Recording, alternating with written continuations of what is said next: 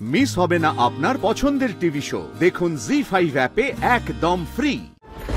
দিদি, আমি ভাবতেও পারিনি আপনারা আসবেন।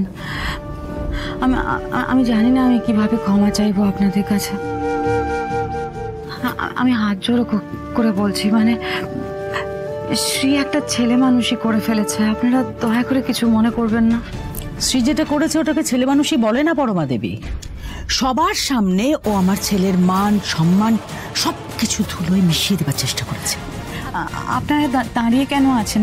বসুন না। বসতে আসেনি তো, বসতে আসেনি। ওয়েট,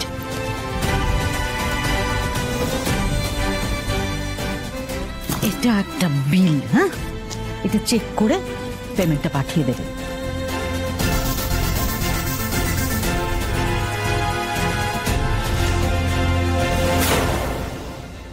দেখি আমাকে তো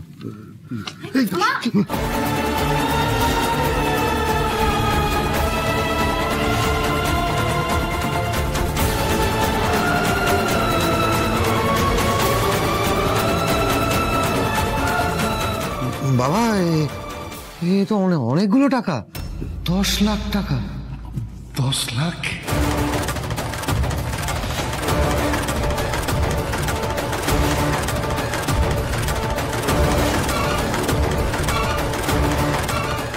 আমাদের তো সেই কথাই হয়েছিল, আর আপনার বোনই বলেছিল যে আশীর্বাদে যা খরচ হবে তার 50% ও শেয়ার করবে।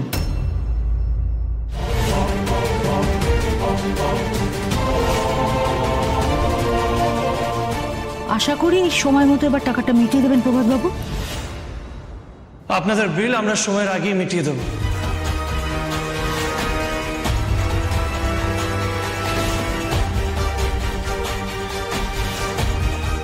প্লিজ কাকিমার সামনে এইসব কথা এখন বলবেন না, মানে এইসব কথা বলে ওনাকে স্ট্রেস দেবেন না, ওনার শরীরটা ভালো নেই।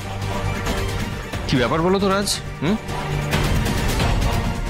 বারবার কি তুমি সব জায়গায় এইভাবেই শ্রীর বডিগার্ড হয়ে ওকে বাঁচাতে আসবে? হ্যাঁ, আর আপনারা এই বিষয়টা অ্যালাউ করছেন? বাহ,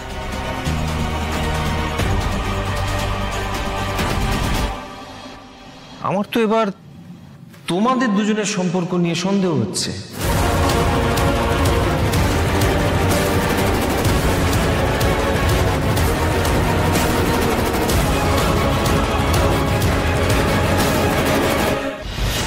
না না, এসব তুমি কি বলছো?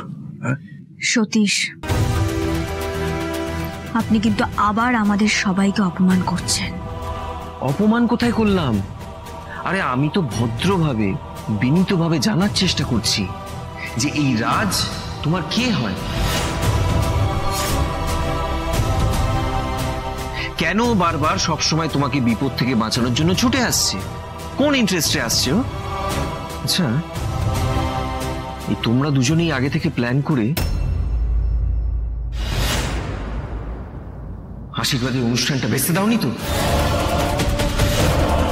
কি হলো, চুপ করে গেলে কেন শ্রী? চুপ করে গেলে কেন? জবাব দাও।